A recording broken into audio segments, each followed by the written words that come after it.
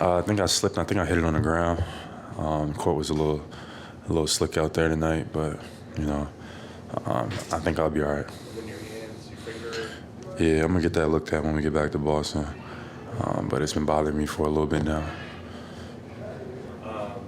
Took the challenge of Zion. You've been taking this challenge. Can you talk about that? Sometimes it's guard, sometimes it's big. What was it like today? Different. Different strategy than usual.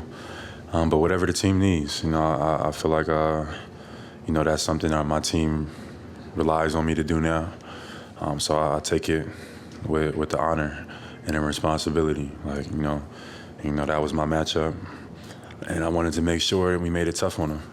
And, I think we did. What was different about it? One, the type of player Zion is, extremely strong, explosive, quick, and crafty around the basket. You got to be strong enough to take the initial bump, but you also got to be quick enough to stay in front of him, which makes him a tough matchup. So you don't see a lot of guys like Zion in the world. Jaylen, with a local 4 o'clock start, how tough is it? Because now the game's over, you've got to wait for the sunlight to end to kind of get some refreshments and how is your body dealing with that? It's a balance, definitely trying to balance it out as best I can, listen to my body, but also, getting the right amount of sleep, hydrating, working with the coaching staff, everything. Just trying to prepare myself as best as can, but also mentally, also meet that challenge and accept it. And I think it's been good so far. Probably got like 10 days left or so, finish out strong. But continue to just challenge yourself in different ways, but also, increase your spirituality and your faith. There was a play where you stood up to Zion, he bodied you, I think he hit you hard in the chest, then you got the foul, and then you guys kind of shared a conversation at the free throw line, because I think you were just sort of like, what do you want me to do here? Like, you really went through me. What was that conversation like, and what's it like when such a big guy is literally just burying you in his chest? Yeah, I mean, it meets different challenges, and in that moment, I just was like, letting him know, everybody else in the gym know I'm not going nowhere. I'm strong enough to stand my ground, but I talk about it all the time, but just having defensive versatility, being able to bang with a big, and next possession, chase a shooter off a screen. Then I might be on the point guard and pick him up full court, try to turn him over. Just having defensive versatility in transition, making plays, getting blocks, getting steals, all of that stuff adds up. And it's not a lot of guys, we don't really, focus on defensive versatility and skill sets, but I think this year I've definitely put it all on display in a lot of different ways. Yeah, earlier in your career, you were guarding 4 a lot. That's kind of like how you first started getting big minutes early on. And it's been mostly kind of guards and wings for the most part. Those are the bigger assignments you take. So between, like you said, you wanted to guard Jokic more a few weeks ago back in Denver, so now you're taking on Zion.